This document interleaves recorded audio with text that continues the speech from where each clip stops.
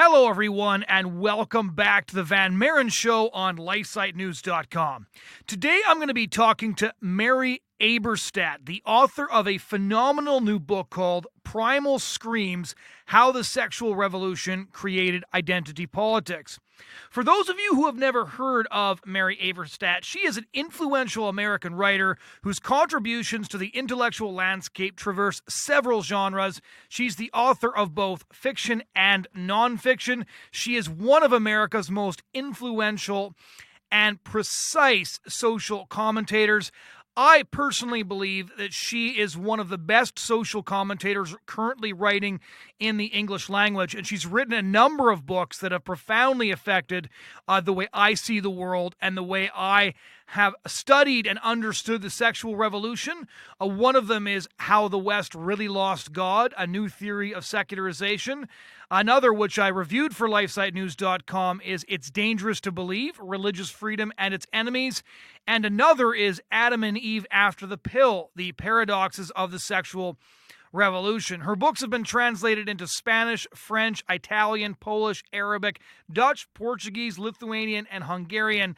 And her commentary has not only been published in book form, she has also been published in Quillette, Time, The Wall Street Journal, The Washington Post, National Review, First Things, and The Weekly Standard, among others. She is also one of America's leading thinkers on the emerging discussion surrounding what a new community-oriented nationalism would look like. I wrote several columns for this on LifeSite News after the National Conservatism Conference in Washington, D.C. about 2 months back. I had the chance to hear Mary Eberstadt speak at this conference, and I had a chance to meet her in person and talk to her. She's really a lovely person, and she has an absolutely razor-sharp mind. And so the book that we are discussing on today's podcast is Primal Screams: How the Sexual Revolution Created Identity Politics. It is a book that is essential, I think, to understanding why our world is the way it is and what the movements shaping our world are all about. And without any further introduction from me, here is my conversation with Mary Eberstadt. So my first question is how did you get attracted to this topic of the sexual revolution? Because your entire career and an entire series of previous books have really focused on this subject and trying to explain the subject and trying to analyze the impact of the sexual revolution on society. So maybe just give our listeners a bit of an idea of how you've become attracted to this topic and some of your previous work. Well, thank you, Jonathan. In part, my attraction to this is by accident. I remember years ago as a young editor, I was working at a magazine called The Public Interest, and the editor, Irving Kristol, a fabled journalist and essayist of his time, who was not a Catholic, looked up one day and said, if you were to ask what single document best predicted the world as we know it, it would have been Humanae Vitae. And it's funny because the remark sank in, and I never thought about it again for a couple of decades. And then on the 40th anniversary of Humanae Vitae, I actually read the document for an essay that I was writing, and I was struck by how prophetic it seemed. His remark was spot on. And so this led me to think that if the most reviled public document of our time, which I think is a fair description of Humanae Vitae, right, was nonetheless the best at predicting the world as we now find it, what else might be out there that wasn't common knowledge? And so this led me to a fairly systematic series of books looking at the sexual revolution. The first was Adam and Eve After the Pill. And that looked at what social science was turning up about relations between the sexes, female happiness, and a lot of other quantifiable particulars. And then I wanted to look at how the sexual revolution was affecting the churches. Mm-hmm. And the result of that was How the West Really Lost God, which is a book that argues that this is what secularization is about. It's about the churches and Christianity being locked in mortal combat with the sexual revolution and the kind of secularist, quasi-religious creed that it has given rise to. So this new book, Primal Screams, I see as a capstone of sorts, because this is looking at the influence of the revolution at its very widest, in the global picture. And what I'm arguing is that the kind of politics we are seeing now, identity politics, which are grounded in this frenzy, this moral panic in which many people no longer know who they are and are looking for collective identities to adhere to, that this is also rooted in the revolution's upending of the family unit and the communal unit and stuff we can get into in a little bit. Yeah, and to backtrack a little bit, one of the questions I've wanted to ask you for some time, ever since I read How the West Really Lost God, because it's quite a revolutionary book if you have the traditional understanding of how things went, which more or less goes like, well, the West lost God, and as a result of losing God, as a result of the collapse of the churches, people have gotten sucked in by the sexual revolution. And your book, to really boil it down, makes the case that actually it was the other way around, that the sexual revolution competed with and began to destroy the churches, because once people atomize, they're no longer thriving or living in a context where religion can flourish. And one of the reasons I found it so interesting is because I, as you know, heard you speak at the National Conservatism Conference this summer, and a lot of traditional libertarians and conservatives would argue that, in fact, social policy and economic policy have nothing to do with religion, that religion sort of augments it, whereas in your book, How the West Really Lost God, it would seem to make the policy case that there's a lot of things we can do to create the context in which the Christian faith could flourish. Have you made that connection in your engagement with the idea of national conservatism and how the interplay between our atomized society and religion has played out over the last 50 years? Well, thanks, Jonathan. That's a pretty big question. But surely the state is not neutral in these matters. The state can throw its weight, can throw the weight of the law, either on the side of helping us to be the communal creatures we are, or on the side of libertarianism. To say that is not at all to make a case for socialism. The record of the 20th century speaks perfectly well to the atrocity that was socialism, and that will be socialism again if it comes back.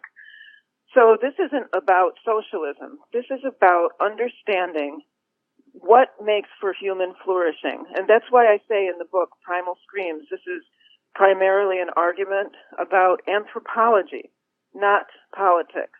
And I think where we took a wrong turn after the sexual revolution was in embracing the idea that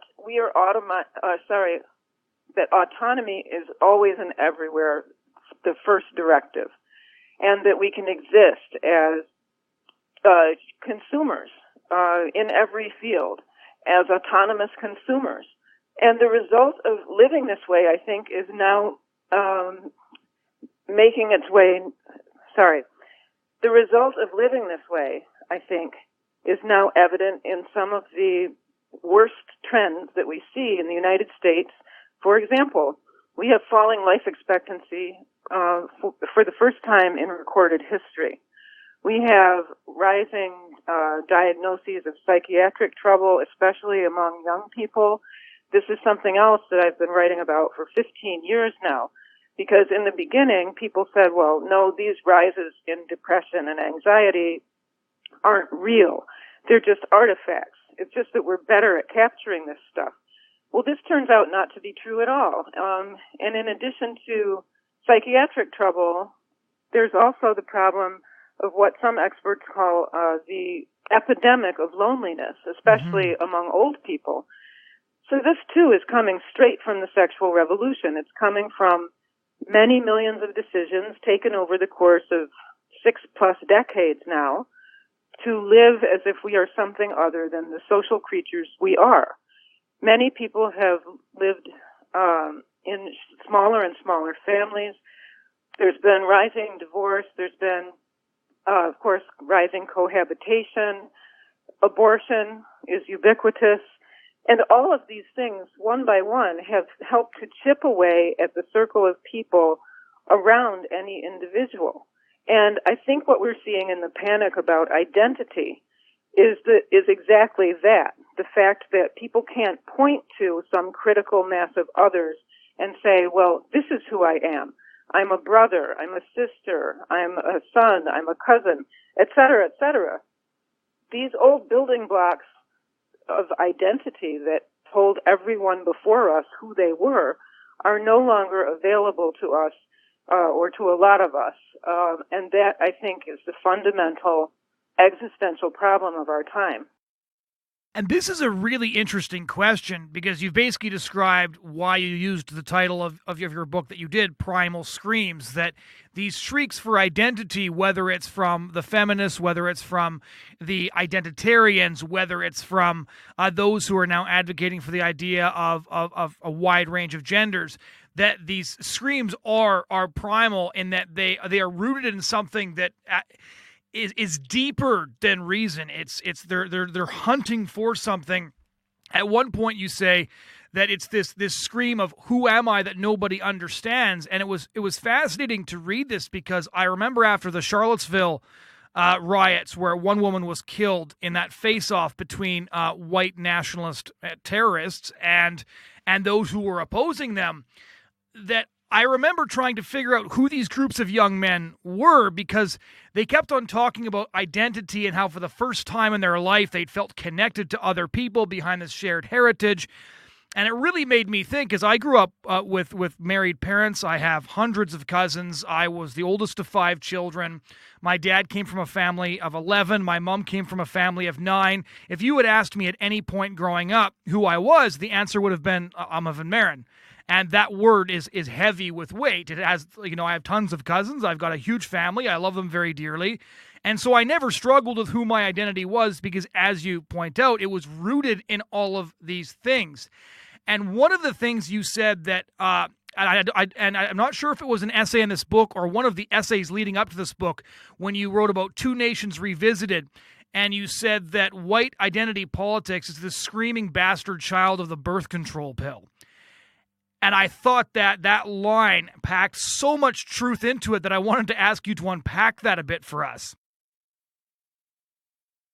Well, let me begin by situating the argument for listeners, Jonathon. So when it comes to talk of identity politics, whether it's, feminist identities, gender identities, ethno-identities, it's become a pretty common reaction to just dismiss these things as the overheated expressions of various groups. Conservatives often dismiss identitarian politics as the work of snowflakes, for instance, and this kind of thing. What I'm doing in this book is really very different. What I'm doing is listening to what these various groups are actually saying. And the example you just gave of white nationalism captures this very well, I think.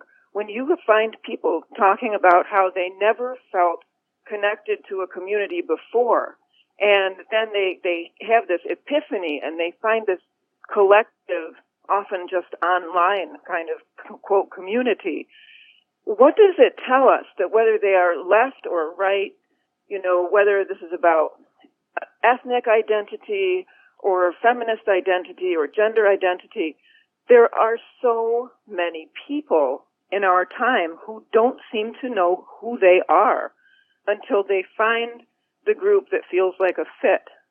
And this, I think, is very new in history. I went looking for examples of where you could find large masses of people in society not knowing who they are and saying that they were looking for an identity. And they don't exist.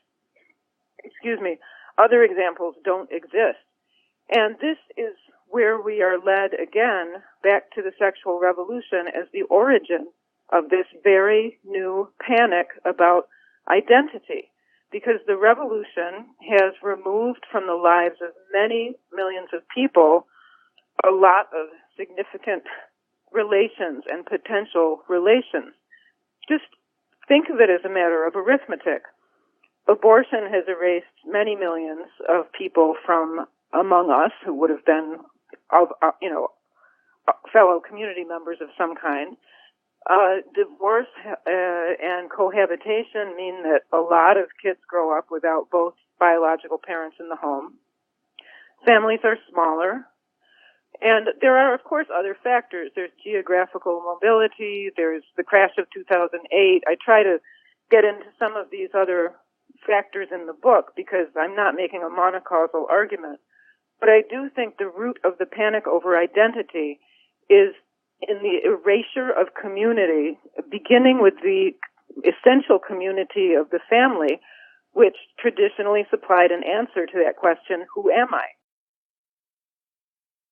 When you start really delving into this, it's quite fascinating because I've worked in the pro-life movement for quite a few years, and so even when giving lectures at universities and things like that, both myself and many of my colleagues have been on the receiving end of the rage that you talk about. This rage, and you talk about how it resembles infantilism because in some ways that's what it is. It's this, scream, search for meaning in many ways. And I remember saying to one of my friends that I simply couldn't understand a lot of the people who opposed us.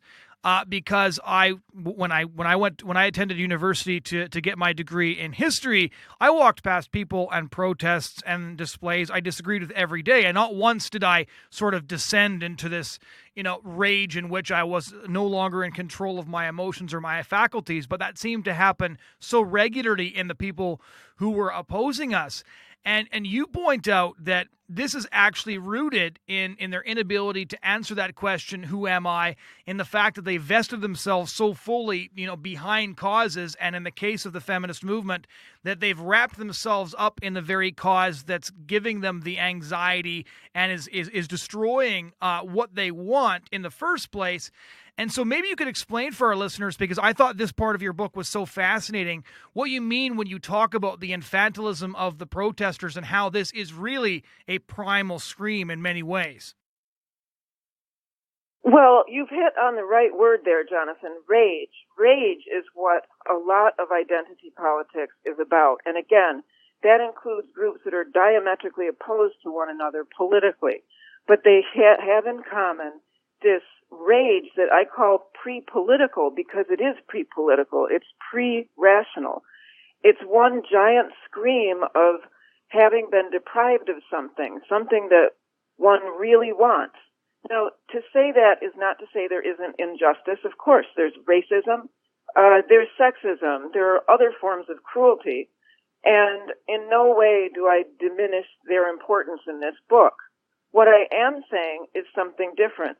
Something unites all of the practitioners of identity politics. One of those somethings is rage. Another is this idea that something essential has been lost. And I think we see this in the language of cultural appropriation especially.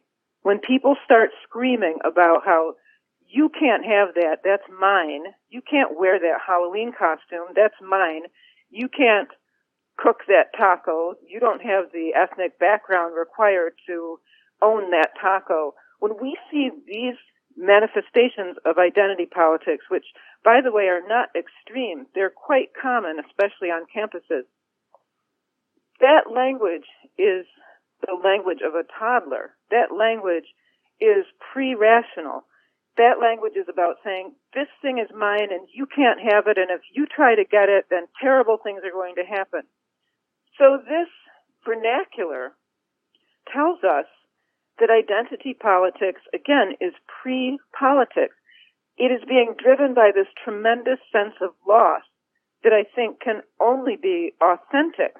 So identitarians have authentically identified that they feel something has been lost, but they've fixated on the wrong answer to that. I think what they're responding to is the collective predicament of much of mankind at this point, which is that we are social creatures who are not living in social society the way we are meant to, or the way that is best for our flourishing.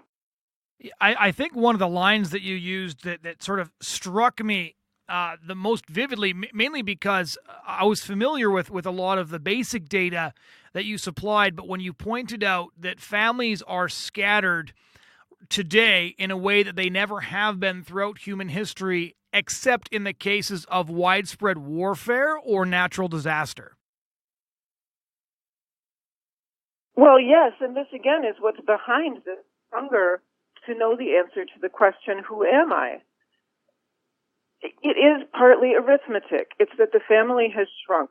It's that it has seen its gravitational pull reduced by a lot. In the book, as you know, I get into some of the studies, one particular study on adult children of divorce, right? Mm-hmm. And how the respondents exhibit clear differences in identity from the respondents whose parents stayed together. So, for example, saying things like, I felt like I was a different person when I was with each of my divorced parents. Mm-hmm. These little breaks in the human fabric, these little tears in the human fabric, repeated over and over again by the millions, are what has made so many people feel vulnerable out there. And I think underlying the rage of identity politics is this feeling of vulnerability. Again, they're onto something. They are right to feel vulnerable. They are right to feel like something has gone very wrong out there. But in fixating the grievance on abstractions like the patriarchy, the problem is the patriarchy, right? How often do we hear that? Mm-hmm. Or other things that don't get us to the root cause. Right. Yeah, when they fixate on those things, that's where the identitarians take a seriously wrong turn, in my opinion. And one of the places where I thought the thesis from one chapter really intersected with the thesis that you put forward in another chapter was when you talked about these transient relatives, these, uncles who might be an ex-boyfriend who sort of came and went, this step-sibling that might have been a sibling, but that marriage broke up and moved on, so that person is no longer technically a relative or even a pseudo-relative. And that what you talked about in your chapter on feminism, where you talked about how the primal scream of rage you're getting from a lot of the feminists actually has a lot to do with the fact that they feel cornered, they feel defensive because it's a more dangerous time to be a woman. You talk about the Women's March, which I actually attended so that I could report on it, and I remember too this howl of crude rage. It actually shook me to my core in a lot of ways because it was a dark force to be reckoned with. You couldn't just, the talking heads on Fox News kind of like to poke fun at them and stuff like that. But this was a real force that was out there and demanding that it would be heard, and they will be heard. And where these things intersect is in one of the darker realities of our culture today is the issue of pornography, where we see the statistics each year show that among young people, one of the genres of pornography that has exploded over the last decade involves step-siblings, stepmothers. It's all a manifestation and an indication of broken families. And a essay that came out in the Atlantic magazine last month, they polled women on their feelings about intimacy, and they found out that 24% of American women polled said that they feel fear during intimacy due to the fact that partners are prone to sporadic choking due to the sorts of pornography they're watching. And so there's this, I think, additional body of evidence that backs up the multiple theses that you were putting forward in terms of like the horrific things that now our society considers to be fantasy, and when you consider that 88% of mainstream pornography is now violent and that women are facing this, their scream of rage, as you point out, is going towards the wrong person. And many conservatives have asked why can't they ever be happy, right? They accomplish one thing, it's on to the next thing, it's on to the next thing, it's on to the next thing. And you answer that question in your book when you point out that's because we're not really getting to the root of the problem. So how do you see that the modern feminist movement now, as it's metastasized to what it is today, and its sort of aimless search for meaning that isn't getting anywhere close to the mark? Well, let's go back to what feminism is getting right. Feminism, meaning today's feminism, the idea that one should be snarling and enraged in the public square, is getting something right. Things are worse for women than they used to be. And this is a very countercultural claim, because as of abortion, as of legal abortion, as of contraception everywhere, these two things were supposed to make women happier. And they haven't. And there's a lot of evidence for that claim. There's survey data showing female happiness diminishing across Western countries over the last couple of decades. But there's also the evidence of our senses. I mean, in what kind of world in which 50 Shades of Grey is a popular phenomenon is a woman supposed to feel safe? Right. So I think a lot of women are picking up on these emanations, if you want to call them that, from the culture.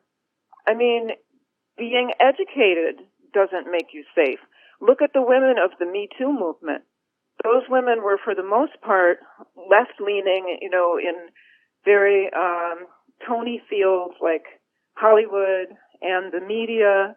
They were products of elite institutions in many cases. And that didn't protect them from predation on a scale that used to be known only to kings and pashas. Well, now, after the sexual revolution, a lot of men can behave as if they were, rapacious kings and pashas. So women are right to feel unnerved by this, I think.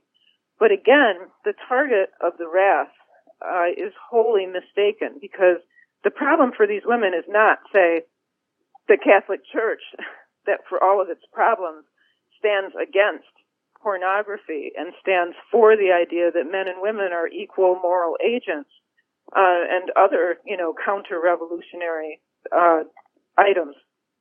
The problem for feminism is not the Catholic Church, and it's not moral traditionalism. The problem is that the sexual revolution has unleashed predation and made it harder to find what most women, even now, will say they want most, which is marriage and family.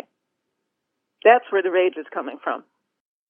And then flipping the other side of the coin to take a look at men, and I will admit that as somebody who works in the pro-life movement, it has been consistently easy for me to demonize men simply because of the role they often play in coercing abortions. And as somebody who's done a lot of writing on the issue of pornography, of course, pornography has sort of sent the winds howling down the dark passageways of the mind, and doors that men didn't even know existed have begun to rattle.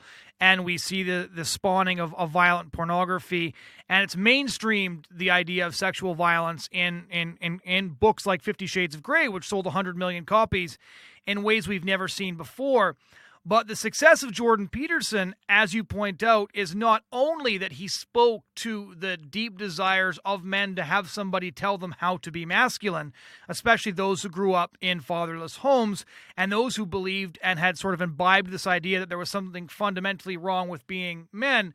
But Jordan Peterson also was one of the first people to show real compassion for a group of people that's easy not to feel compassion for, which is especially a lot of the lost white males, the infamous lost white males who are a lot less useful than their fathers, even though many of them didn't have their fathers around. They're generally, by the statistics, porn addicted, often socially inept, not very skillful in the things that men used to be skillful in.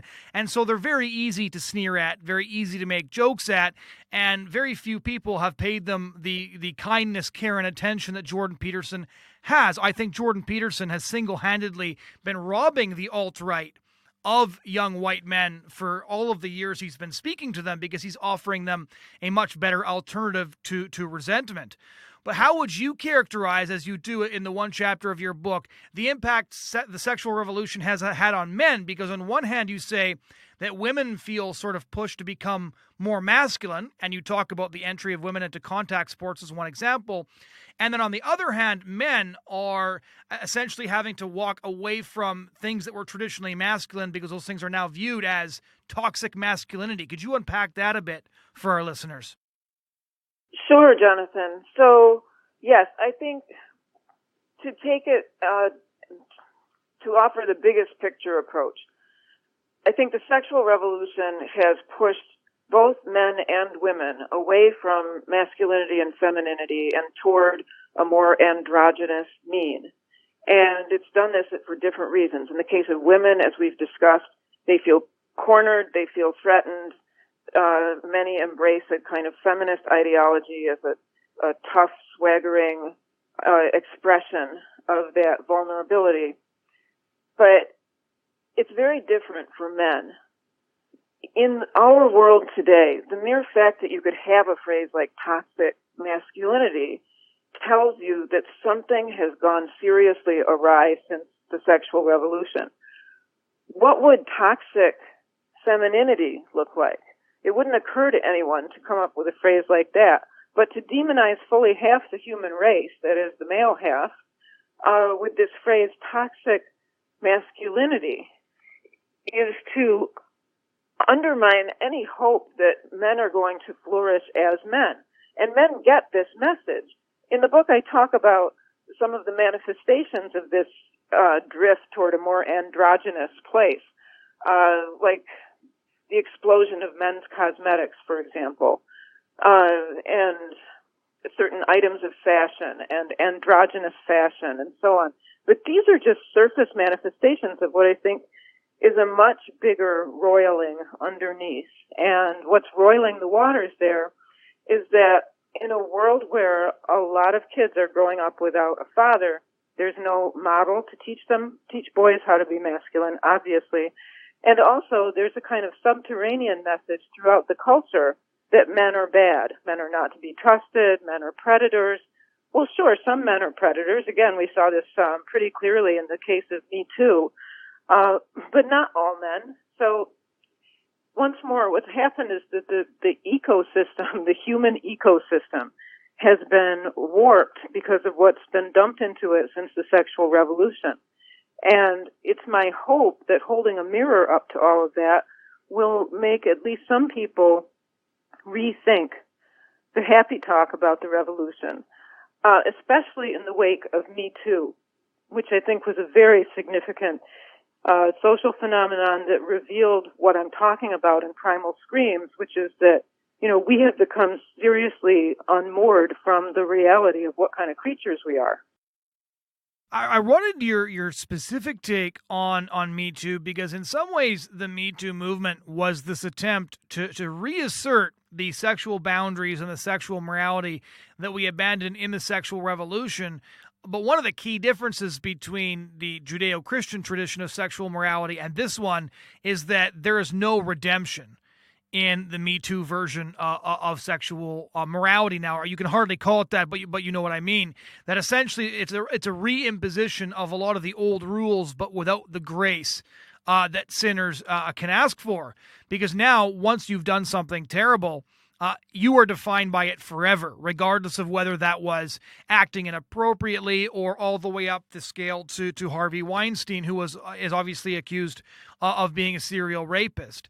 And so the Me Too movement, as you point out, is a great microcosm of a lot of these forces that you detail in your book, Primal Screams. But how do you see the Me Too movement? Some have said that there are positive elements to it, and obviously when rapists are going to jail, that's quite transparently a good thing. But what's your take of an analysis of the overall movement?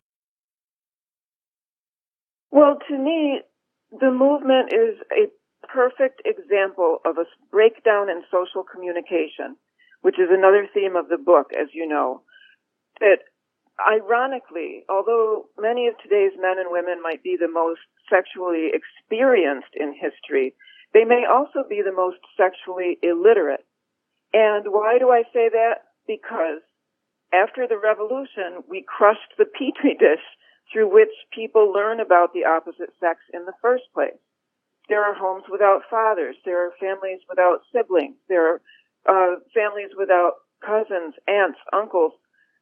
To point these kinds of things out is not to demonize any particular choice. That's the old culture war way of doing things.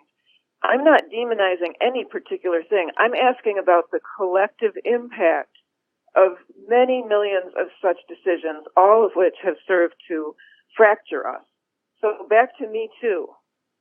Reading through those stories of the women and their accusations, which I spent a long time doing at one point, I was struck by something. And at first, I couldn't even figure out what it was, Jonathan. And then it hit me. Where in these stories are these women's fathers, brothers, cousins, uncles, or other men to whom they might have confided what was happening? Right. Men who might have tried to intervene in this. And to say that isn't to put forward some, caricature of a caveman with a club, dragging someone into a cave. It's to make a very commonsensical point here. Where were the men in these women's lives? And I think the answer is, in a lot of cases, they didn't have such men in their lives. They haven't had the example of relations like that to learn from. And this is what I mean about the incoherence behind MeToo. So these women, many of them well-educated, from the sort of leadership class, were on the receiving end, if these stories are true, over and over again, of predatory behavior. Did no one ever tell them, don't go to your boss's hotel room in the middle of the night? And other sort of commonsensical things? Did it never occur to them that things like this might happen? To say that isn't to blame victims. It's just to say, well, if you walk through a bad neighborhood at night and something bad happens to you, you're still a victim, but maybe you shouldn't have been in that bad neighborhood. My point is that a lot of young women seem to be being released into the public square with no protective coloration, with no understanding of certain aspects of the opposite sex at its worst. And this clearly is because people are not learning from those around them in ways that humanity always used to. Well, what's interesting about that point is that the people who did have more of a tendency to be suspicious of some of the Me Too claims would have said, well, yeah, didn't anybody tell you not to go to your boss's hotel room at midnight? With the obvious implication being that you knew what you were doing was stupid, and so something like that was likely to happen. But what you're pointing out is that it very well might be the case that in today's shattered family structure and with the lack of male role models, it's very, very possible that nobody ever did tell them that. Right, and that, again, to the general point about arithmetic, there are fewer males to whom women are related who can be relied on in that familial way. Yeah. So two more points before we get to the part of the discussion where we talk about your solutions. One of the solutions, of course, being that hopefully many people will go out and buy and read your diagnosis. The first one is, again, about loneliness. And there's something very interesting about the issue of loneliness. If you go into an old age home here in Canada, you'll see many, many elderly white boomers. You will see very few people from the East Indian community, for example, who still prize community and generally take their parents into their homes. 3-generation homes are extremely common, whereas in the white population, it is just much less the case. You talk about loneliness quite extensively in terms of the people who died deaths of loneliness in the heat wave in France in 2003, which I remember reading about in the newspaper. And actually the same thing is mentioned by Nebraska Senator Ben Sasse in his recent book, Them, Why We Hate Each Other and How to Heal. He talks about something similar happening in Chicago 15 years ago. So what is this loneliness epidemic, and how does it relate directly to the sexual revolution thesis you're putting forward? Well, this is the interesting thing. So when the sexual revolution first started taking off, sociologists and other social scientists who wanted to see what was happening would look toward one end of life, the early end of life, because there was a lot of data that was being collected about the effects of, say, the fatherless home on behavioral outcomes, on educational achievement, on criminality and stuff like that. But now, 60 years into the experiment, we are seeing that the effects of the revolution are system-wide. And the explosion of loneliness, that is not an overstatement, the explosion of loneliness in every advanced country in the world is directly traceable to the fact that a lot of people stopped having children. children would appear to be nature's solution to loneliness. But a lot of people stopped marrying, they stopped having children, and the result is that if you were to go to Google and Google loneliness studies, United States, loneliness studies, Japan, or fill in the blank with any country you can think of that's a relatively well-off country, and you will see that this phenomenon is now the object of study in one nation after another. Where is it coming from? It could only be coming from a world in which fewer people had people to have their backs and take them in old age. So this, to me, is one of the most poignant manifestations of the revolution's fallout. And it is something that we're going to be dealing with for a long time to come, because the demographic trends that gave rise to it don't show any sign of reversing. Yeah, there's a famous painting of a family fleeing from a burning city, fleeing from invading forces in the ancient Roman Empire, and the muscular father is carrying on his back his aging father. And one of the lines in your book that really jumped out at me was when you actually said that a lot of these people died of loneliness simply because they lacked the one thing virtually all humans have had throughout the history of human civilization, which was somebody to bear them to safety. And that struck me as just so profoundly sad, that people with much less material goods than we have didn't have that one fundamental thing that, in the case of the 2003 heat wave, would literally have saved their lives. It was just a really profoundly sad way that you put that. And that takes me to, I guess, the final question, because this has been a very illuminating conversation. I can't emphasize how much I recommend this book to everybody listening, and I'm hoping that this diagnosis will actually help people to start thinking about why we got to where we are. It's not a partisan book. It's not a rhetorical book. It just lays out the evidence very clearly and very charitably. And so how do you see the way forward? It's I think, safe to say that you've been studying this for a very long time. You are one of the foremost experts on the impact of the sexual revolution. You've written 4 or 5 books about it now.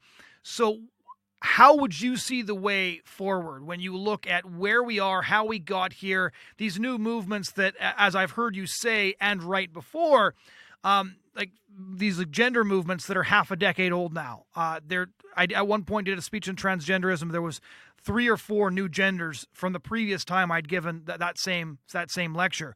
Where would you say we're going, and how is there a way out of this? A lot of listeners are going to be quite dubious that there is a way out of this, but do you see a way out of this in all of your research on this? Well, it's interesting. I'd like to make a couple of points about that. The first is that, as with anything else, if we don't get the diagnosis right, we can't solve the problem.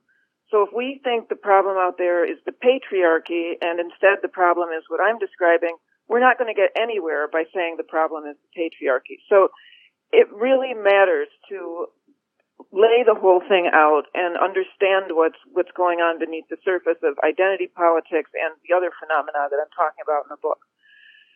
So is there hope? Of course there's hope. There's always hope.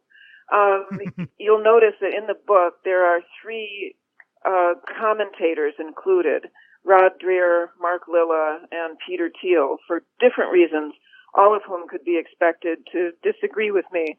But we did that for a reason. We wanted the book to be a model of, civil conversation and engagement, including by people who don't agree. Well, Mark Lilla, a professor at Columbia, is a liberal, and the essence of his disagreement with the book is to say, well, the problem with Eberstadt's theory is that the sexual revolution is here to stay. Everybody's got to get over it and go from there. So here's my problem with that way of looking at it. That is a historicist argument, right, Jonathon? It's straight out of Hegel, and it's the idea that something called capital H history sorts these things out and sets them into stone, and that capital H history is behind where we are now. And I don't buy it. I don't buy it for a lot of reasons. Number one, there's no reason to think that the sexual revolution alone among all phenomena of humanity is immune to criticism or reversal. there have been examples previously in history where behaviors that were ubiquitous and unremarkable ended up being the objects of a big social transformation. To give one example, the gin epidemic in pre-Victorian London, where people were just sleeping in the streets, not taking care of their children. And it took a huge reform movement to turn that around. But the gin alleys of London are no more. Similarly, let's talk about tobacco smoking, because that is a really fascinating example of how a substance that's in wide circulation, that everybody takes for granted, can become stigmatized such that 50 years after the Surgeon General's report, there was a very different consensus about smoking.